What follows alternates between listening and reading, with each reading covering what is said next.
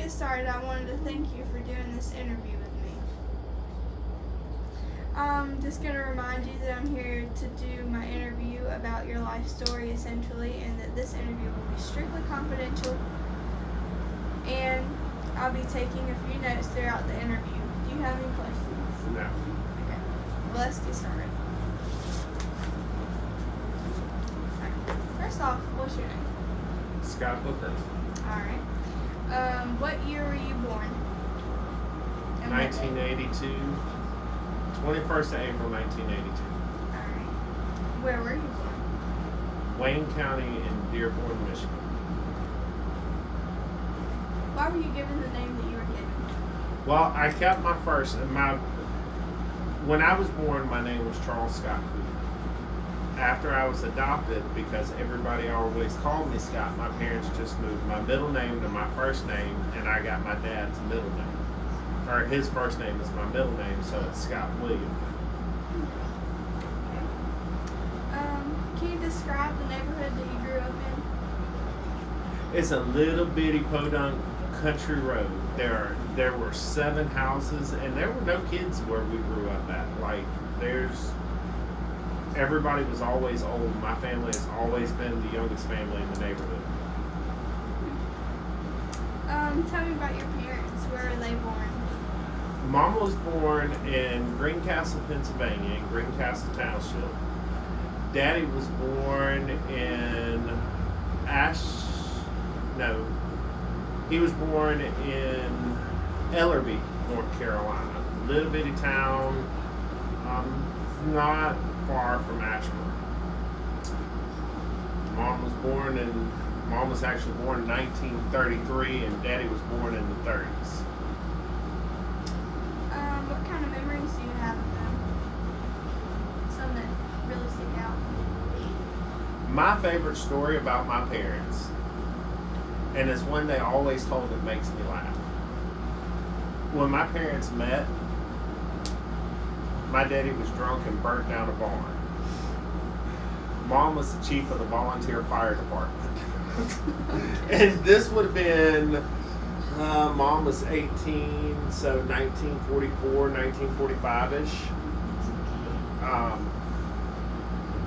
So Daddy got drunk, burnt down a barn, and their first date, my mom won the Shempstown Township Roller Derby Championship. My mother was a roller derby queen. Oh, okay. So, then they went their second or third date. My mom couldn't get off the cattle auction. She worked the cash table, and she ran the cafeteria in the cattle auction.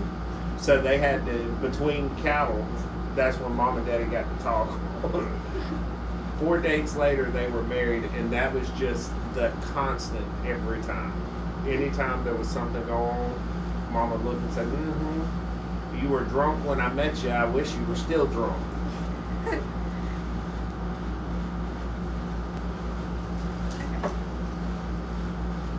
Who was more strict out of your parents? My mother. Yeah. Mom was the strict one. Mom was the one that said, do as I say, or I'm going to hurt your feelings. And what that meant was when your daddy got home, because Daddy worked the mid shift he was a mechanic. We had to do what Mama said, and Mama would bust our behinds, and then when Daddy came home, he'd get us too. Do you have any vivid memories of something that you were disciplined for? So my Aunt Dolores lived in Winsboro, South Carolina, and she worked for Mack Industries. She painted semi trucks was what she did, and her and my Uncle Ed, they had this place out in Winsboro, and they had maybe 30 or 40 cars sitting out there that Uncle Ed would fix and she would paint. And it was the first real whipping I ever remember. I got out there and got the plane in an IROC, and I knocked it out of gear, hit the dog, and ran into the house. I locked myself in the car, and it was like 100 degrees. This was in August. And I'm pouring sweat, and my daddy pulled up a lawn chair and an ice cold glass of sweet tea and sat right at the door, waiting on me to come out. When I finally had enough, I mean, I couldn't do it for more than 45 minutes. When I finally had enough and came out, he got a hold of me bigger than anything you've ever seen. Did your parents have a good marriage? Married 65 years. They're still married? Well, mom's dead now, but yeah, they were married up until the day she died. How did your family earn money? Would y'all say that you're poor or rich? We didn't know we had any money. We just, I mean, money wasn't a thing. If we needed it, we found it, we got it. Mom always told us, you ain't got no money for that. But we always had everything we needed. Mom stayed home and raised everybody, and Daddy was retired military and then worked for Southern Bell up until he got tired of them and retired. Just kind of was what it was. How many brothers and sisters do you have? 17. Oh, wow. There are 8, well, there's 17 of us in total. I have 8 brothers, 8 sisters, 8 above me, 8 below me. I am dead middle. Oh, wow. So, and they're both full-blooded? I mean, they're all full-blooded? None of us are full. None of us. All of us have. Mom and Dad had two children. Then they adopted 11 of us. And then the rest of them they weren't allowed to adopt because foster parents couldn't adopt foster children at the time. But they just stayed on and we were all raised as kids, as family.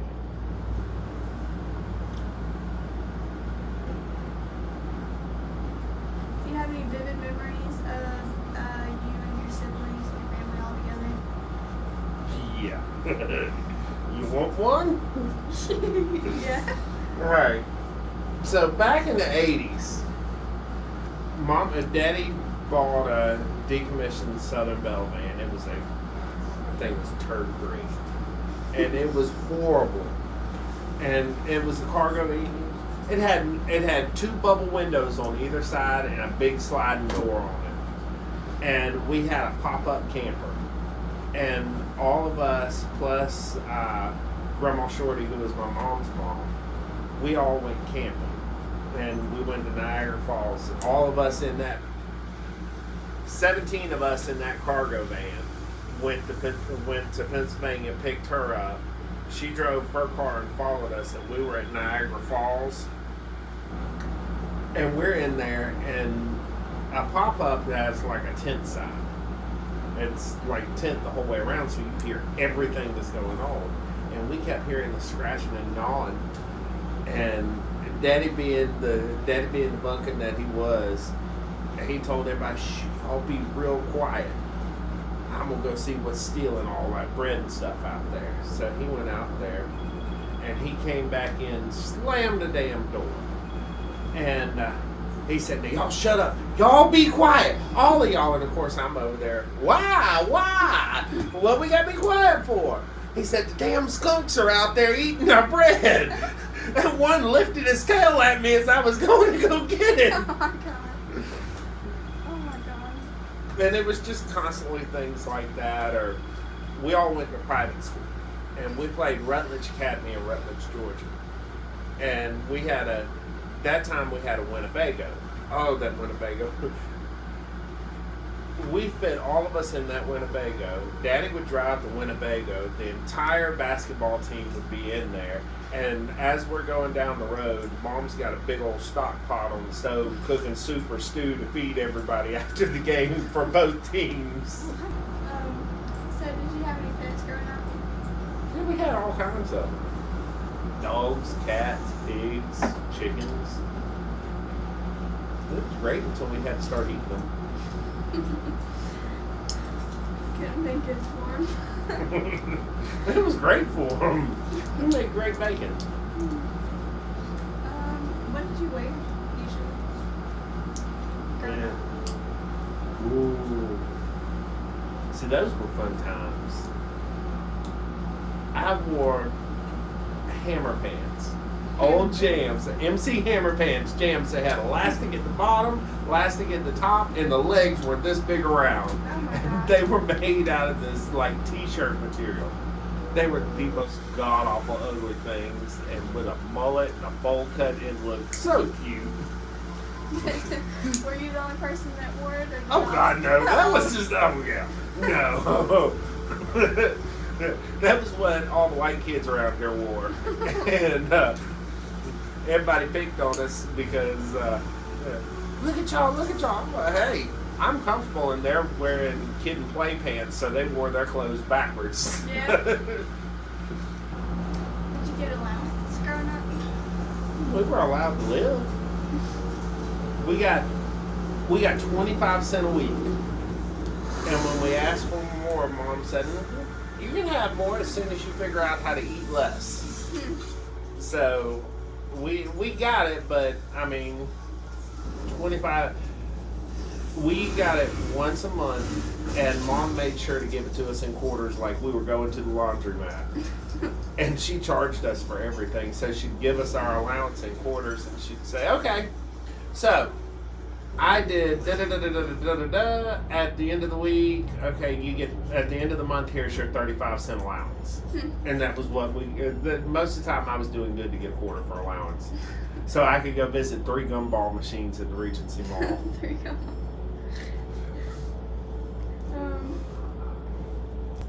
What kind of school did you go to? I went to. Well, I started off in private school. And then I ended up at a low incidence. I ended up after private school in a Title I school, which is more of a poor school district. We lived. I grew up in a neighborhood. Now my neighborhood was the border neighborhood. We didn't really fit in, but most of the neighborhoods and all around us were very poor neighborhoods. Were you a good student? Oh no. No? No, I was a horrible kid. I was horrible.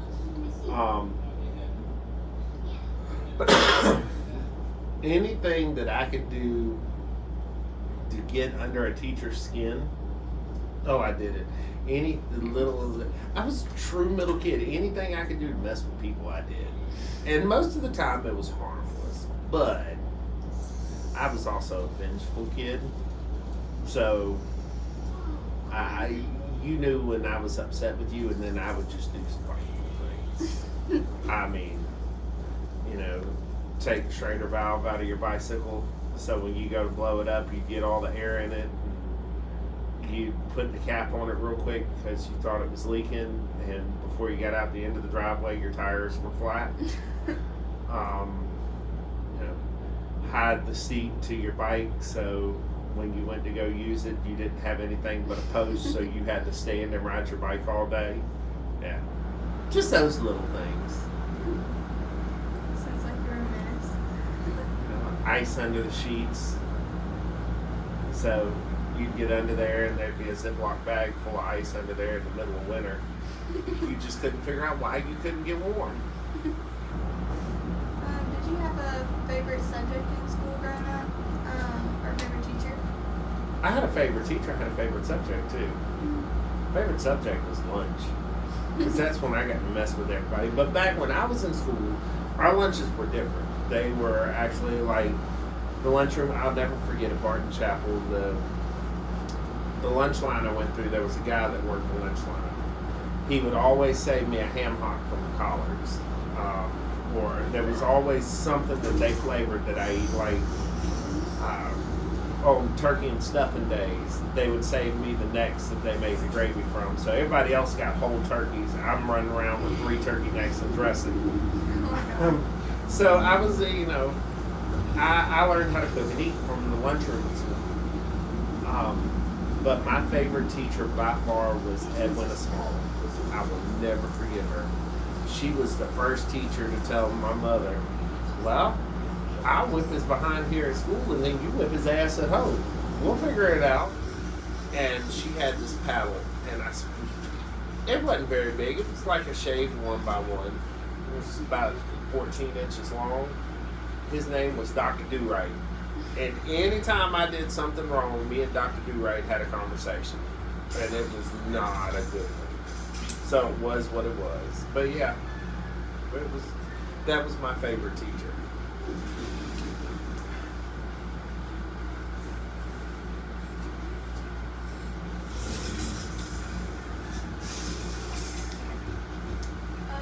What did you do growing up? I said that wrong. Hold on. What do you mean, what did I do growing up? You give me a chance to correct No, it. hold on, wait. I'm gonna cut it out and redo it.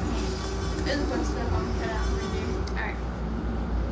Especially your laughing faces. Yes.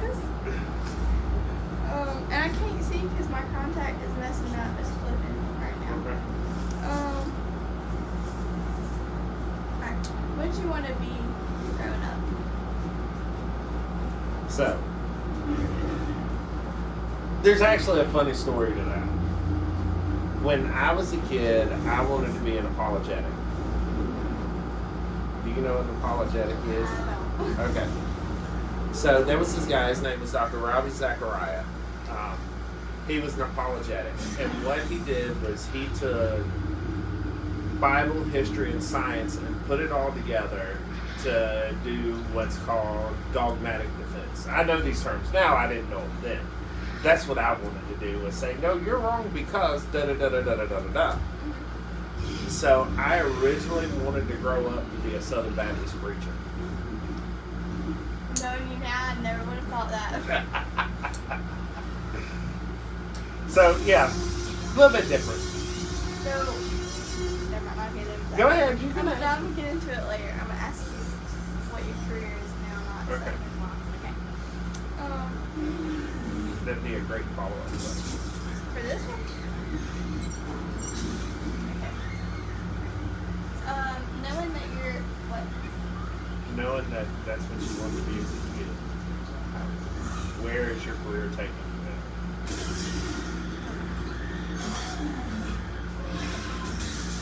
Knowing that that's what you wanted to be as a kid, where's your career taking you now? Well, let's see. After I graduated from high school, which by the way I never showed up for my graduation, I was fishing. Oh. The brim were on bed and the fish were just going crazy. So I was in lake fishing for graduation. They could have fun without me.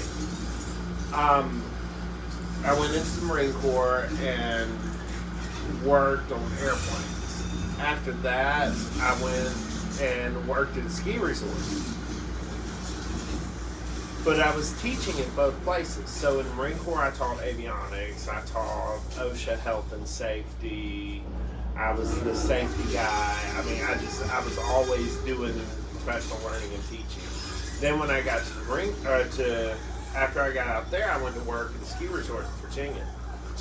And it was the same thing. I started in, I wasn't going to teach, I wasn't going to do nothing. I ended up teaching OSHA classes, ANSI classes, safety. I was our federal state zoning person. I dealt with all of those people. And finally I'm just like, all right, well fine, if I'm just going to teach everywhere I go, might as well be a teacher. So I got my degree at Liberty, and then I got to Georgia and found out that my degree wasn't any good. And so then when I got here, I went back and got a master's in special education. Only reason I ended up in special education because I originally went as a history teacher. Again, that whole apologetics. Here's history, here's science, here's religion. Well, I had to take a test. I didn't have to take a test to get a master's in special education. So I ended up in special education. I had to take a test to graduate, I just didn't have to take.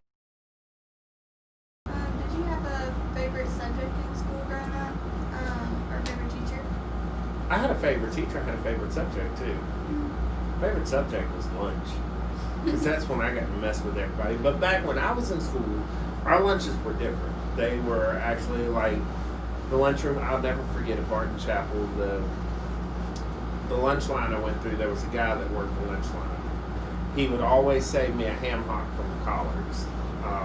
Or there was always something that they flavored that I eat, like on turkey and stuffing days. They would save me the necks that they made the gravy from. So everybody else got whole turkeys. I'm running around with 3 turkey necks and dressing. So I was, I learned how to cook and eat from the lunchroom at school. But my favorite teacher by far was Edwina Small. I will never forget her. She was the first teacher to tell my mother, well, I'll whip his behind here at school and then you whip his ass at home. We'll figure it out. And she had this paddle, and it wasn't very big. It was like a shaved 1x1. It was about 14 inches long. His name was Dr. Do-Right. And anytime I did something wrong, me and Dr. Do-Right had a conversation. And it was not a good one. So it was what it was. But yeah, that was my favorite teacher. What did you want to be growing up? So, there's actually a funny story to that. When I was a kid, I wanted to be an apologetic. Do you know what an apologetic is? Okay.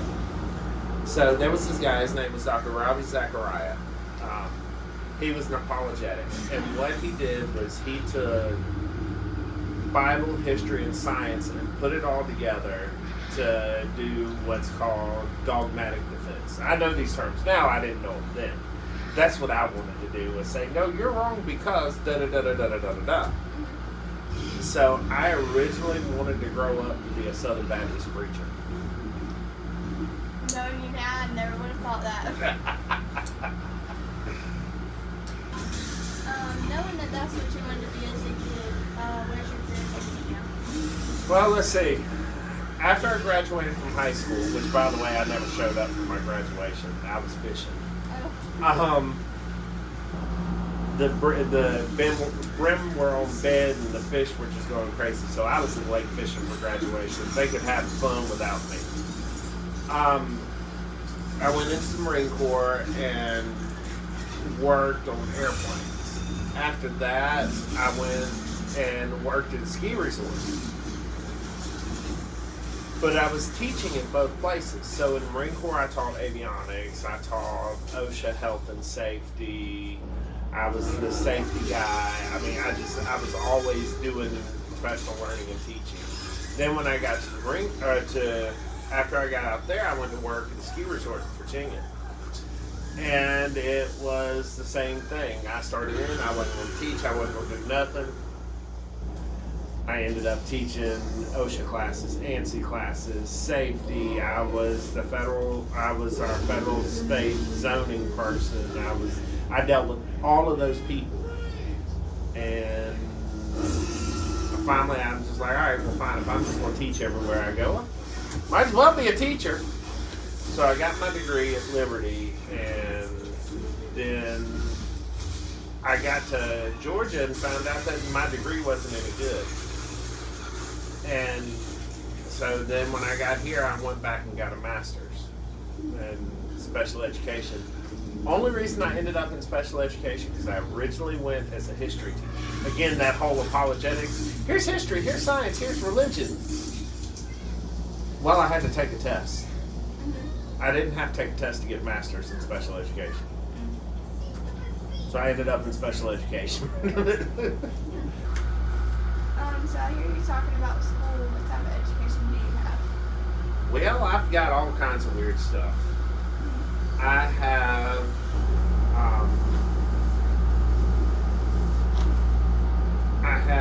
avionic engineering. I have surface and tramway engineering and maintenance. I have a bachelor's in educational foundations of education and educational psychology.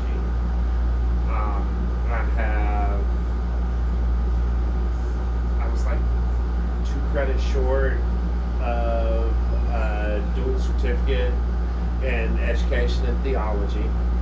Go figure. I have a master's in special education, and I am finishing up my doctorate in educational leadership.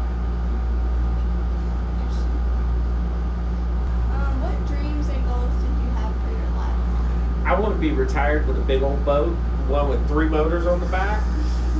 That all I have to do is go fishing every day. That's all I want to do. I want to retire and fish and hunt. Sounds fun. Yes. Especially since I know a processor. Yeah. So you said that you went to college. So how did you decide what you wanted to study? Well, when I originally went in, so when I started my bachelor's, I originally went in and I was going to do a general studies because it only took me 16 months and I wanted to stay at the ski resort. And I was going to stay, get my general studies, and be done, have a 4-year degree. Well, then I got divorced. And I'm like, you know what? I might as well go ahead and do something to where I'm going to make money and retire. And so I went ahead and switched over to education. Well, I figured because about halfway into it, I moved back from Virginia to Georgia. And we went from there. I went from there and I just swapped my major over to education. Found what it's called general studies education or education of science, or it's some sort of crazy title for it, but what it ends up being is looking at why people think and act the way they do, the psychology of it, the theorists, you know, all the stuff everybody hates that gives them nightmares to learn. That's the stuff I enjoy. And so I started that, and then it wasn't my first thought. It wasn't even my last thought that, hey, let me just go get an education degree. It was what it was. It just kind of happened.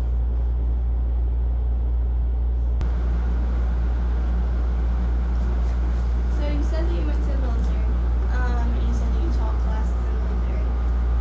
So how did you feel about it in the beginning versus towards the end?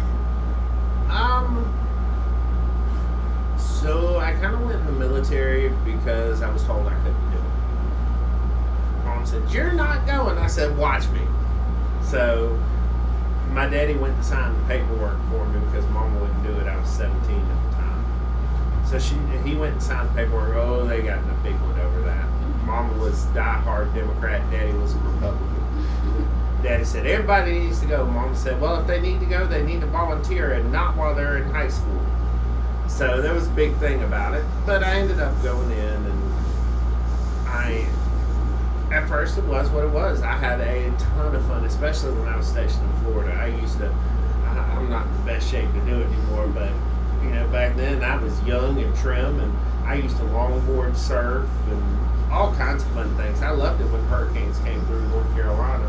I'd get out and get tidal surfs and all kinds of cool stuff. I'm surprised I'm not dead. But, you know, when I got out, it was just putting on my uniform had kind of lost that meaning to me. It was time to move on to something bigger and better. So it's kind of like when I move places, it's because I don't enjoy doing it anymore. It's time to go. So you mentioned that you were divorced. When did you get married? Which time? Every time. Every time. Like it's been 5 or 6. All right, so I got married the first time in North Carolina. Actually in Fayetteville, North Carolina.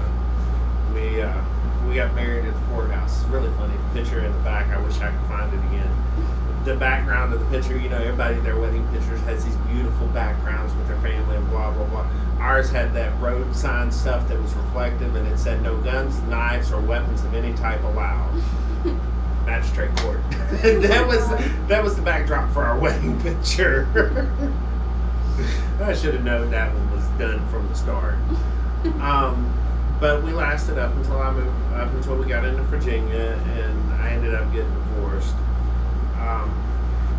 And I was dating for about 3 or 4 years before Alicia and I met. That just kind of ended that.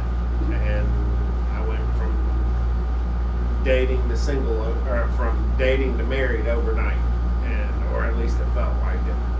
What makes your spouse, or Alicia, what makes Alicia so special or unique to you? Because she's like me but opposite. Like, I'm a total ball of energy, just constantly moving and going. I need to go, I need to do, rush. The hell with it, we'll figure it out as it comes.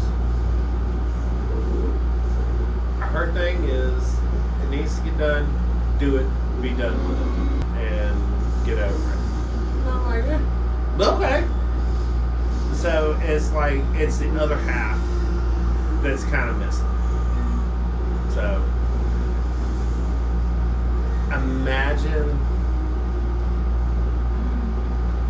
you know me. You know how wound up I get. Imagine me without anybody to put me in check.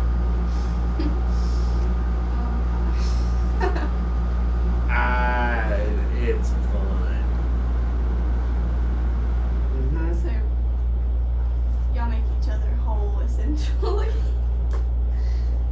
Or we want to make each other holy. Mm. You know, she shoots a 9mm really well. I shoot a 44 really well. Mm. You know, we can't go hunting together because one of us will come back as Swiss cheese. Okay.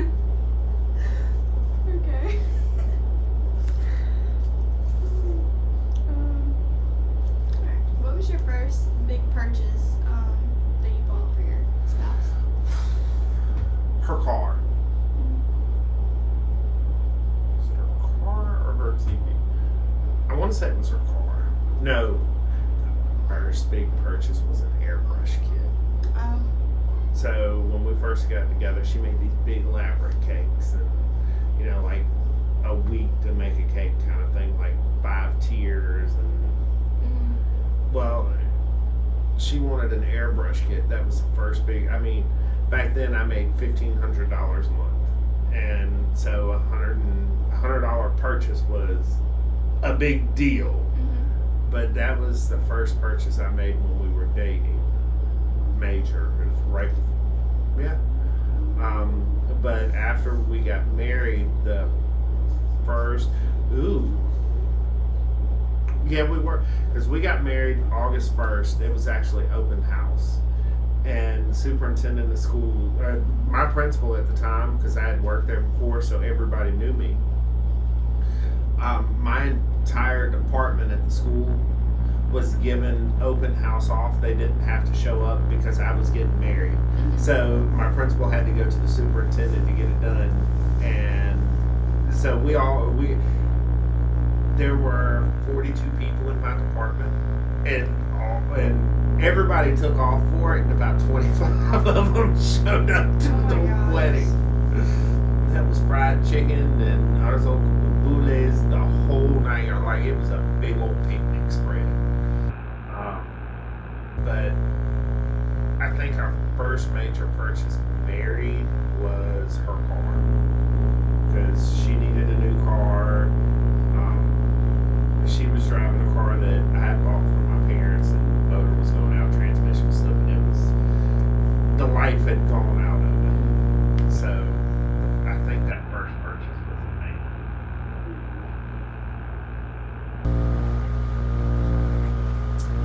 So do you have any children?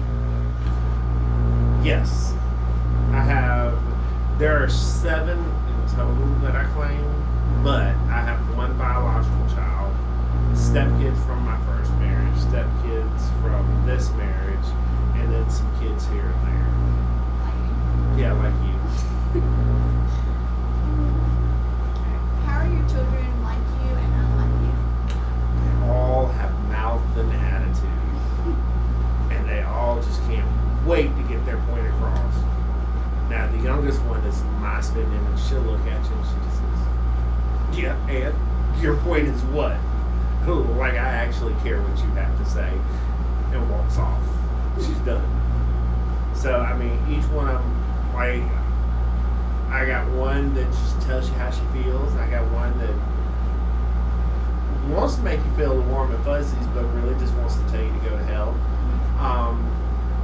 I've got the one that wants to cook, eat, and entertain.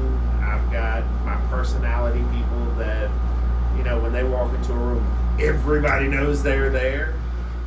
Kind of like, when I'm in a building before I even get there, kind of thing. Yeah, that.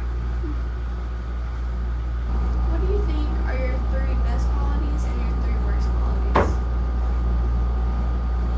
My 3 best qualities are that if it needs to get done, I can find a way to make it happen. I'm good at saying, you know what, suck it up. Let's just get through it. It is what it is. We'll deal with it later. And then dealing with stuff later. My 3 worst qualities is I deal with stuff later. I'm real quick to let you know how I feel. Like, real quick. And just kind of, it's not that I have disregard for human feeling. It's just that sometimes your feelings don't matter to me. Mm-hmm. Those are my 3 good and bad qualities. Okay.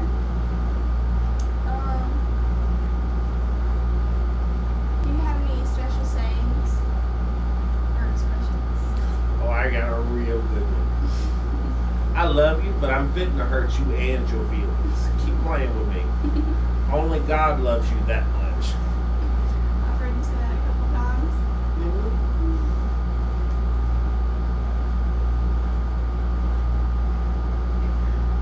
If you won $1 million tomorrow, what would you do with That buy me a boat. Big boat with 3 motors on the back. Don't give a damn about the rest of it, but I want that boat. the money? And retire early. Oh, hell no, I still gotta go to work. I have something to do. Fishing's not always that great. Gotta have hobby. Yeah. I gotta have something to spend money on, so I'd go back to teaching. It's cheaper than a boat. Do you have any hobbies or special interests? I fish, I hunt, I guest lecture at colleges, and I used to be on the travel circuit where I would go do lectures for Department of Family and Children's Services. I used to do stuff where different teacher conferences I would go to, special need conferences, teacher rallies. I mean, it used to be that there was a time that I was always in front of people. Now I just write the stuff that people say. What do you do for fun? Can you guess what it is? I fish, I hunt, I cook. Do you do cooking? I cook, even though some people are too picky to eat it.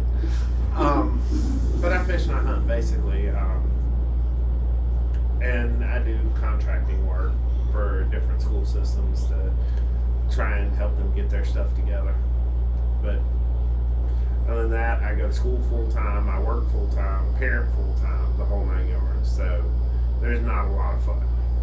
Pretty busy. Mm-hmm. Okay.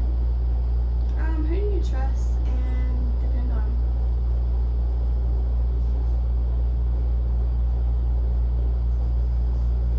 I mean, I guess I trust and depend on my wife, because if I need something, I can tell her, and she's usually right there. So that, and she's honest. If I tell her, hey, this is, well, I guess you better build a bridge and get over it. So that's usually who I trust and depend on. Sound like you have a good marriage. Yeah. What do you remember about your 20s and 30s?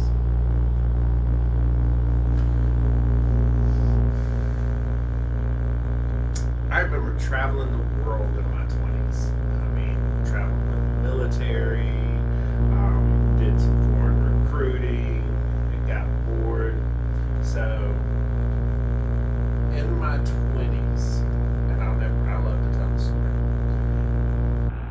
One year for Thanksgiving, Mom told me, it was like the week before Thanksgiving, Mom gave me a grocery list and said, hey, why don't you go pick this stuff for Thanksgiving. I said, all right, I'll go to the store. I'll be back in a little while. I didn't lie. So, I left. I went to Atlanta. I got on an airplane to go to Peru. La Playa Central de Peru. And I went to go see some friends of mine down there. And I called her like 2 days later. And she said, well, why haven't you got back? Oh, I'll be home tomorrow. Well, where are you? La Biblioteca de Universidad de Peru. So, where is that? It's in Lima. Lima? Where's Lima? Lima, Peru. So, I came back 2 days before Thanksgiving so I could cook everything, but I'd been gone for like 4 or 5 days just to go to the grocery store. In my 30s, just traveling and doing what felt right. If you could go back at any age, what age would it be in law?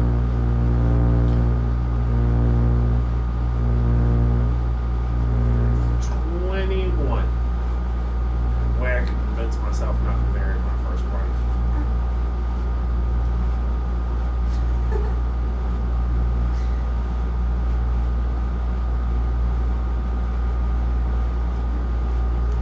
What do you look forward to now? Retirement. That way I can go fishing on the big boat with the 3 motors. Be like the kids from Outer Banks. Big boat, big motors, and go fishing all day.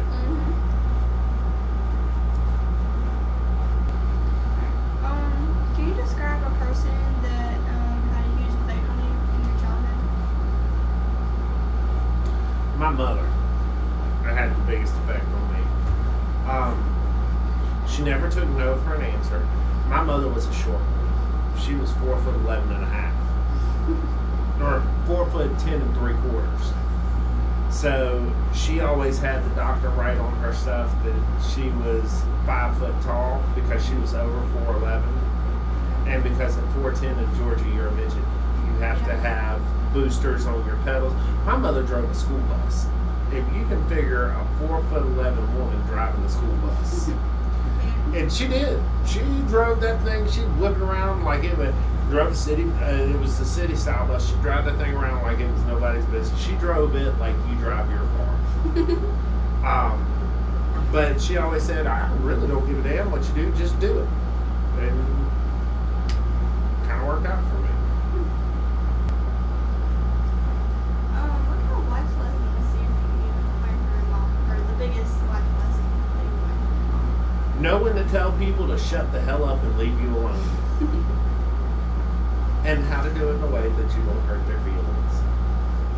I haven't mastered that second part yet, but I've gotten pretty good at the first part. I'm working. Is there anything in your life that you've regretted or something that has been thrown at you that you wish had happened?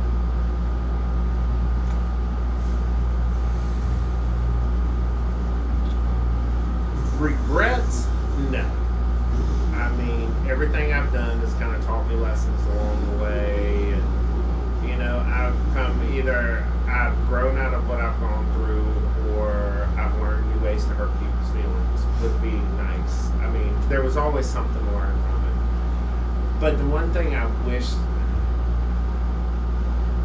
so I had this red F-250. That was the one thing I wish I had never done.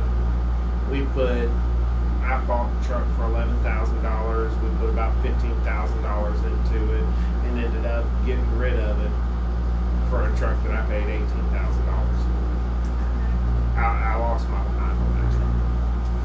So if there was something that would have thrown at me and that I would listen, that I wish I wouldn't have done, it would have been buying that truck. That's the truck you have now? The truck before this one. I don't think y'all ever got to see Big Red. Big Red had a 10-foot bed. I could take and put the generator, a grill, and everything in the back with the fifth wheel hooked to it too. But I think Big Red only pulled the fifth wheel one time. What are some things that you've held on to throughout your life that are really important to you?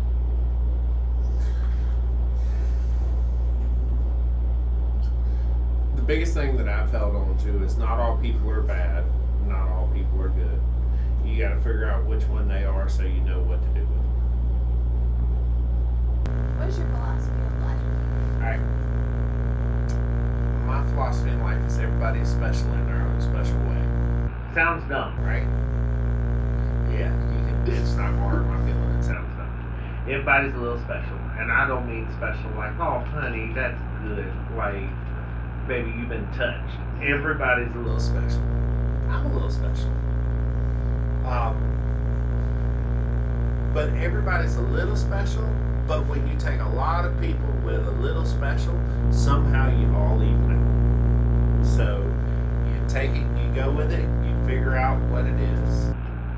I mean, you just gotta go day by day, and tomorrow will be what it is, but go with it what it is today. Live by every day, kind of.